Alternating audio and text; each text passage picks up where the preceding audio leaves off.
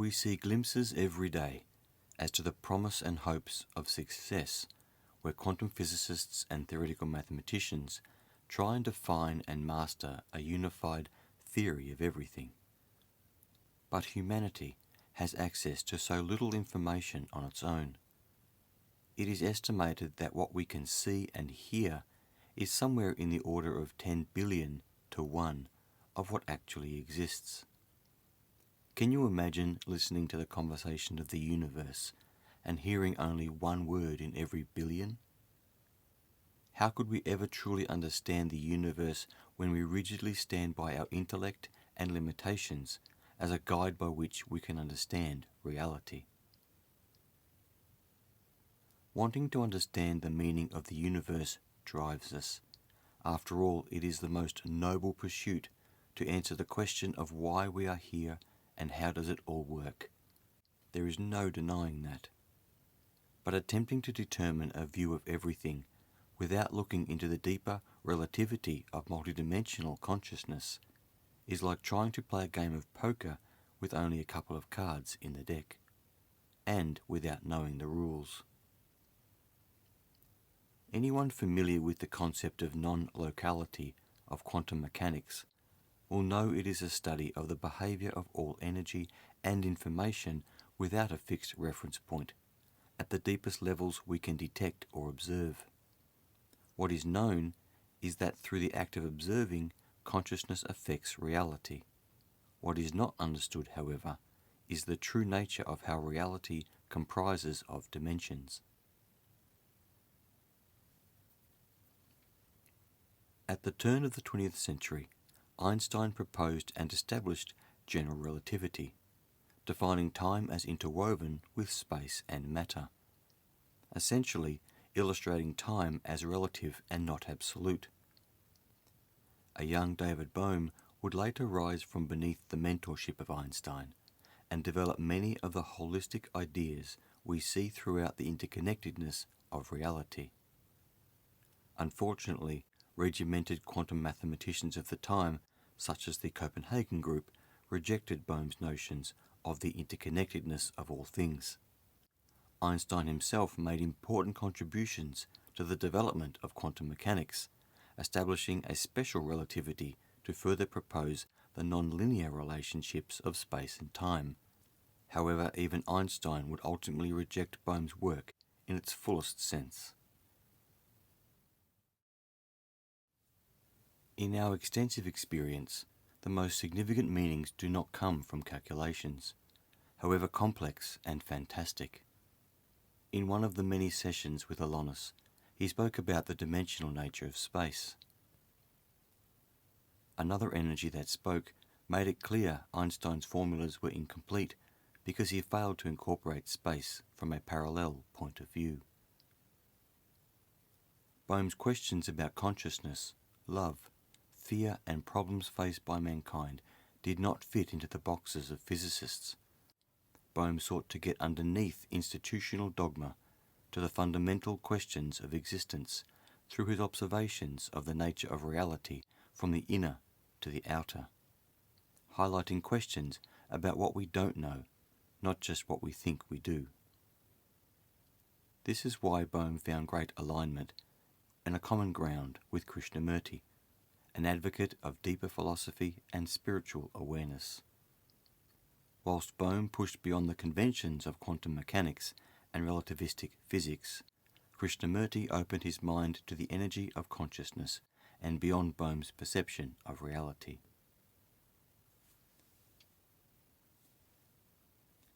Krishnamurti had broken away from the limitations of religion and rigid belief systems as a young man, away from separation and ego. Krishnamurti advocated the ultimate truth of all life is that all is one, and fear, beliefs, and a fundamental lack of awareness forever keeps mankind separate.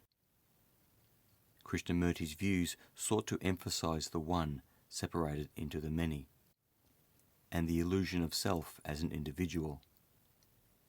Bohm's views sought to grasp the concept of how the unknown manifested into what is known. He called this the implicate and explicate order. Over the many years, the energy of Elonias and others spoke to us. They spoke about what is real and what is illusion, how to view ourselves and how to view this world.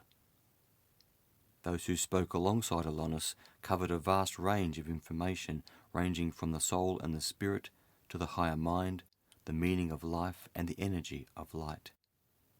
The construct of the program and most importantly of all, how to wake up within it. Some of these topics can be read in Elonias' own words in The Journey Home. Time, space, divisional energy and dimensional reality were just some of the intricate and ongoing subjects spoken of at length by the greater energies from the 1980s through to today. The human mind typically views everything about itself as separate from everything else. But in a programmed holographic reality where all comes from the one source of light, nothing is separate. Our reality as a program was instigated by light entering a coded structure of space. It was then expanded into the divisible and dimensional reality that we experience as time and space. For this experience, some of us here are by direct consciousness transference, and others are lying down somewhere, dreaming their projected mind into this time and space reality. The difference between the two is important, but that is a story for another time. Thought and memory are the factors of imprinted information we experience as who we are and where we are. Once transferred or projected into our conscious selves, we exist as an energy of light inhabiting a human energy system. Our consciousness is always in touch with our deeper mind when we choose to let go of the illusion of separation. This is why it is so important to be aware that all is one, and separation is the illusion. Because of the impact of the corruption to this program, it fights very hard to maintain what should never have been, and keeps so much separate and full of fear. This is why love is the most important thing of all. Love is not separate, and when there is no separation, there is no fear, no illusion, no limitation. Real love is the unity of light that connects all things, far beyond the personal version of it we experience in our everyday lives. And so to this end, Bohm's observations of reality, of implicate and explicate orders, were an attempt to determine the nature of existence itself. Let's take a look at what this means in relation to what we have come to understand and experience about our reality. Without getting complex, Bohm's implicate and explicate order can be imagined like this. All energy, information, time, space, thought, and matter are interconnected, and exist as energy in an encoded fashion beyond our ability to measure or observe, where everything that ever can, did, or will happen is enfolded into the deepest level of existence. This is what Bohm called the implicate order of things, the inner holistic collective of all things. The program of the universe is vast, and as humans we have only access to a fractional aspect of it. And even then, only when we observe this with our conscious awareness does it manifest and change from energy potential and information into matter, life, you and I, the passage of time and the relativity of the universe we think we see around us every day. This outer perception of the implicate order of things is what Bohm calls the explicate order. What we experience as the everyday life you and I are living right now. Sadly, Bohm passed away unexpectedly in 1992, on the brink of what he inferred was the next great evolution of his research.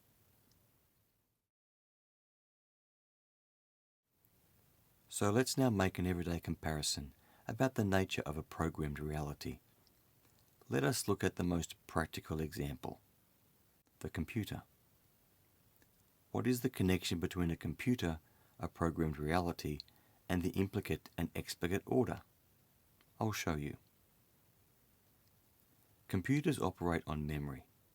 The storage systems contained within the circuitry and components of any computer system contain enormous amounts of data. Information that lies dormant in storage until it is required by the computer to be activated and become something else. The computer also has an operating system that exists beyond the data and the program itself, but is still contained within the computer. How can the program understand the computer? It can't. All it knows is itself, not the device or construct it is operating within. And so this operating system is designed, when instructed, to access the information from storage and use that information to recreate information in an entirely different form. Now let's look at the monitor of a computer, a flat plane of components, a screen, designed to receive and represent the data in certain ways, so we may experience the information in ways that make sense to us. The computer system will show different images and storylines depending on the instructions it has been given by the operating system. The program it runs will serve the purpose it was designed to perform. The monitor is a part of the interface. This is how a program works, and just as the computer monitor is the view screen of the operating system, so too are our lives the view screen of this reality. Our consciousness is the interface with which we interact with the information accessed from the deep implicate memory storage of this reality. At the deepest level, energy can be seen as quantum information enfolded in the implicate level of reality, ready to be observed in order to become a matter-based reality on the outer layer of life. To the computer, it is binary data, encoded into the random access storage areas of a computer, processed through circuitry and awaiting retrieval and presentation on the computer screen. To you and I, here in this program, the entire structure of thought and memory is encoded into the space we exist within, and just like Bohm's implicate and explicate order, our outer life is observed equal to the energy of consciousness we hold, determining what part of thought and memory we access. This is the nature of the program we live within. Is it so impossible then, when we observe the way by which our reality operates, to understand our universal reality to have been created from beings beyond it, with technology and sophistication beyond imagination? You would be considered a fool if you believed a computer with all of the systems and software just happened by chance. The computer, its framework and its screen, full of 3D representations of spaces and graphic reproductions, are artificial constructs designed to be generated within the computer by an intelligence beyond it, full of repeating patterns of a greater whole. I hope that sounds familiar. This fractal geometry can even be seen in the endless, ever-repeating mathematical patterns of complex dynamics known as the Mandelbrot set from the early 20th century. These images are wondrous and enthralling, and they give a sense of how deeply complex our reality is. The quantum and deep mathematical worlds are fantastic glimpses into the coding that stitches together our reality. Ultimately, however, our reality is no more solid than this information, no more real than a dream. It is reality filled with thought and memory, brought into reality when memory is activated, combined with a collective of other minds experiencing the same shared program. We have the world we exist in today. And so the awareness of what a program is ranges from the depths of subatomic space to the experience of everyday life. You may recall an old saying asking, when a tree falls in the woods and no one is around, does anyone hear it? It is supposed to make you sit and wonder and become either entangled in a paradoxical analysis or in a silent respect for not knowing. Sorry, but the answer is no.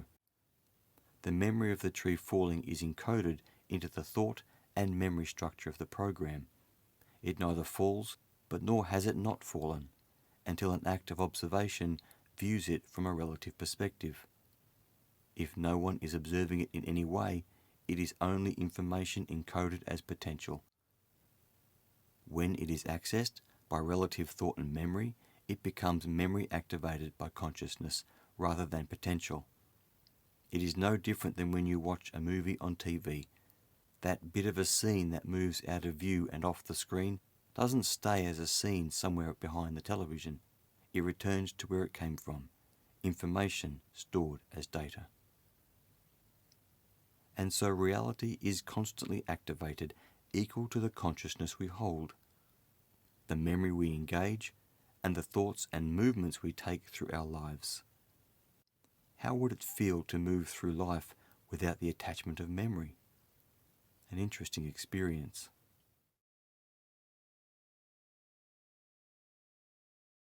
I now need to bring you back to a very important point. This reality is not what it once was. After years of gradual understanding about the nature of our reality, we were told this program as it is now was never like this when it was originally designed. And, like all coding deviations away from the original, it becomes unstable over time, and parts of the program break down. It was never designed with fear and chaos. It was designed as an experience of learning. But like all programs that are not operating the way they are supposed to, if you look close enough or are in the right place at the right time, you will see the cracks. And so allow me to now share with you an experience where the program glitched right in front of my eyes. It was 2006. I was driving back from a job at a small township near the south coast area of Phillip Island, travelling back along a double-lane freeway. One of those freeways that always has light traffic, but is never particularly busy as it connected the less populated coastal areas to the outer Melbourne suburbs through farmland. I had driven the road many, many times, and I knew every curve all too well. I approached a particular area where a local road, called Monomeath Road, intersected the highway from the right, and as I followed the freeway curve towards the northwest, I glanced across at the Monomeath Road entrance, then fixed my eyes back onto the road. I was driving in that relaxed, quiet state of mind where you think about everything and nothing at once, as you do when driving long distances. It was then I noticed something quite strange on the far right side of the freeway, beyond the oncoming opposite lanes. In front of me, the freeway was about to curve to the left. A short distance away, directly in front but on the other side, was a row of trees. Now I had seen these trees hundreds of times before, as I approached the same bend on the same commute. Except this time, one of the trees was cut off, in the strangest straight and horizontal line. It just seemed to have been severed off at the top of the tree, branches and all. I glanced around at the rest of the trees, but they all looked normal. I did a mental shrug, thinking perhaps someone must have cut it off for a good reason, and was just about to turn away when, like a bolt out of the blue, I saw the top of the tree instantly reappear. I almost felt the pop as it was suddenly there again, back into existence. I just stared at it for as long as I could, and I even slowed down as much as I could on a freeway until I rounded the bend. There was nowhere to stop, so I kept driving. The next day, and every other day since, I approached that tree line, and I watched and watched, but it never happened again. In my life, I have spent many of my earlier years as a computer systems technician, and with 13 years at that point listening to Elonias speak about reality as a program, I knew what I had seen. It was a lag in the program. Just like a computer sometimes doesn't quite run as fast as it should, and it lags. I saw a glitch in the program where there was a momentary delay in the rate at which the program was able to refresh and update the information that in this case was the treetop. Why a straight line?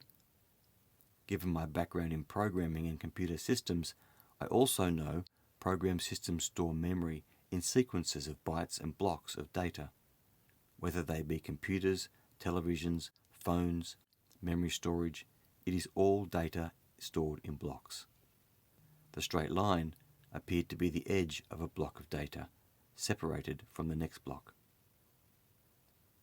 The pixels making up the top of the tree, not yet updated to fill in the gap and join the rest of the image below.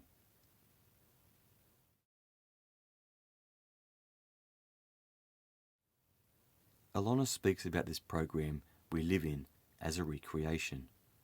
It is recreated because it is no longer in its original form and has been run and rerun many times. This is one of the more common causes of déjà vu, repeating patterns recognized by the consciousness at a deeper level that reach up and touch our everyday lives in subtle and sometimes not so subtle ways. Elonias revealed to us, just like a program as we understand it, the universal program contains information and coding of divisional thought and memory, and in the same way the program in our personal computers can be corrupted, the program of our reality is no longer the same as its original state. When a change to coding happens, a program no longer acts the way it should. Sometimes it is noticeable, and sometimes it is not. Every year, there are millions of people who experience unexplained phenomenon and unusual events. Unfortunately, so many find it so easy to discredit or dismiss what they do not understand. Those who witness and experience unusual or unexplained events may not understand what happened, but they sure know something did. Minor everyday events, such as misplacing an item that turns up somewhere completely impossible or random, to something more substantial like paranormal contact or time variations. So many people have no one to turn to understand a glitch in their reality.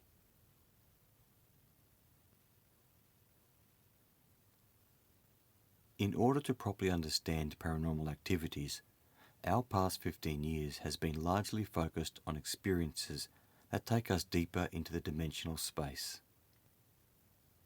And as we continued to research, we found a profound experiment first revealed in October 2010 that proved the universe is a simulation. That's right, and you've probably never heard of it.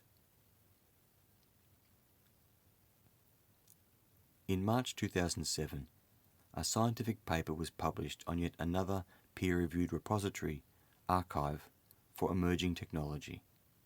The paper was titled Observation of the GZK Cutoff by the High-Res Experiment, or more commonly known in editorials that followed as the measurement that reveals the universe to be a computer simulation. It was an experiment conducted at the most fundamental level of the universe. These experiments, conducted at sizes of only 100,000 billionth of a meter across, forced scientists to consider our entire cosmos could be running on a vastly powerful computer.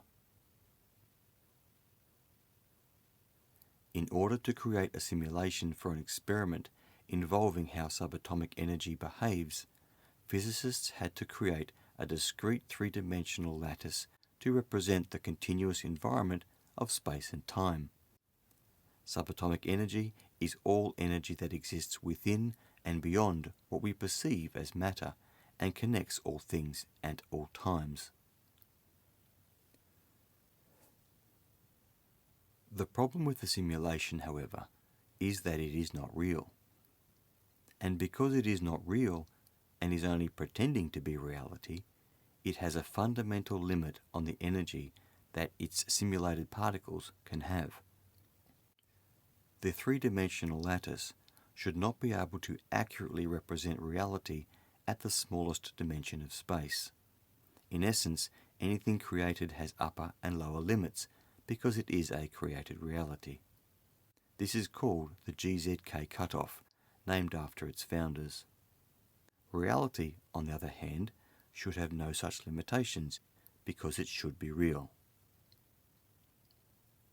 However, when physicists studied particles at the subatomic level in our actual universe, the GZK cutoff is exactly what was found when cosmic ray particles interacted with cosmic microwave background energy. Of course, the advanced quantum physics behind this are complex, so let's simplify it. At the tiniest subatomic level, the result was this. Cosmic rays in our universe should travel relatively uniformly in all directions. But they don't. The cosmic rays in the universe we live in actually travel along the axis of a lattice structure. If this universe was real, they would not travel in this fashion. This also means, at the most fundamental level of reality of the universe, information or energy moves in a limited way, similar to how a virtual reality or computer monitor functions to give us our perception of reality.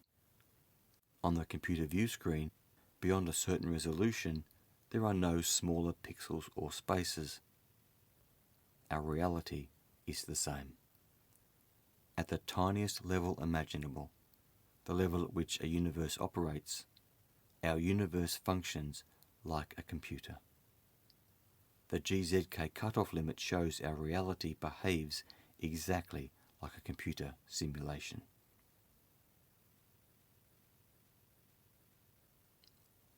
From the early 1990s through to the late 2000s, the energy of Elonias continued to bring great revelations, and indeed experiences, of our reality and ourselves into view. I cannot stress highly enough, the core message by these great beings is not about educating our brains about the fundamentals of reality alone, even though it has formed an integral part of our awareness.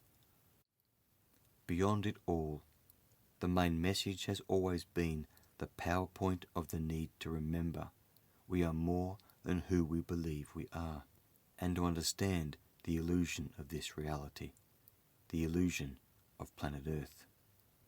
This is not our home. The message of love is a beacon of light to stimulate the beauty of where we all come from. The message of love remains the most important message of all. This is a mission to wake up those who do not belong here. And we cannot ignore fundamental evidence that shows this world is not what life itself keeps telling us it is.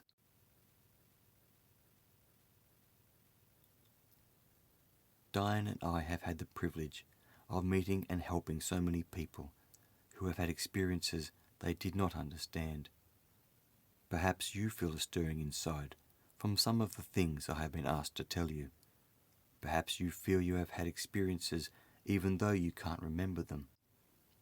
That is what this is all about, detaching from the belief this reality is real, waking up from the awareness from deep inside of who you really are, discovering real memories of where you come from, because they are accessible. The work I do is to help uncover real memories, using the mind travel technique. The energy of Elonias and other energies that are here to help us awaken stand right beside us, helping us find the gateway in our mind that will lead us home, because for some it has been so very long since they were awake.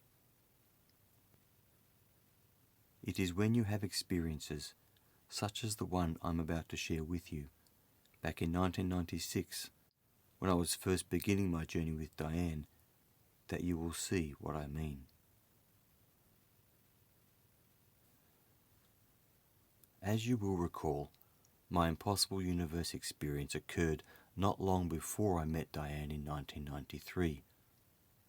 I relocated across the city so I could be closer to Diane's workshops and the discussion groups I was attending. I came to live with friends in the southeastern Melbourne suburb now known as Wheelers Hill. That was nearly 30 years ago. I remember it being a mild afternoon, a clear sunny day. I remember stepping out of the front door of the house to check the mail, and I walked down the few steps onto the grass. The front yard was small, perhaps 20 or 30 feet across, before a sparse circle of trees enclosed the front yard from the street. I had not taken more than several steps across the grass when the wind picked up. One of the low-hanging branches to my left hung over the driveway, and because it hung low and blew around in the wind against the light blue sky, it caught my attention. I stopped, and as I looked at the branch, my eyes focused in on the leaves that were rustling around nearest to where I stood. But where I should have seen leaves, I saw computer code. Strange symbols I still find hard to describe to this very day.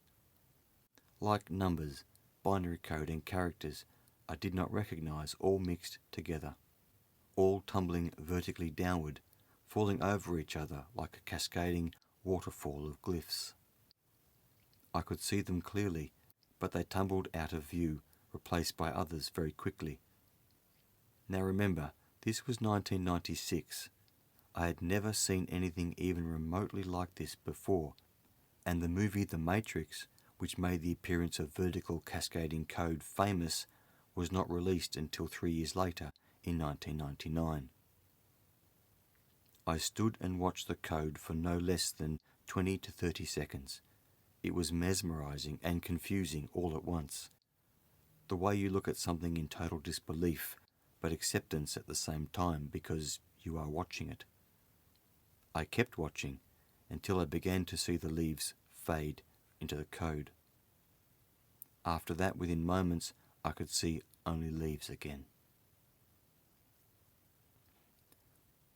What I had seen at the time I could only describe as the coding behind matter. Why I had seen it, I could not say. But I do remember that whilst I was watching the code tumble and fall, I was not aware of anything else. No sound, no wind, no other movement. It felt as if I had consciously moved out of phase with my usual physical reality and entered somewhere deeper where my mind was able to filter code into my brain instead of the outer vision of leaves. It was simply incredible.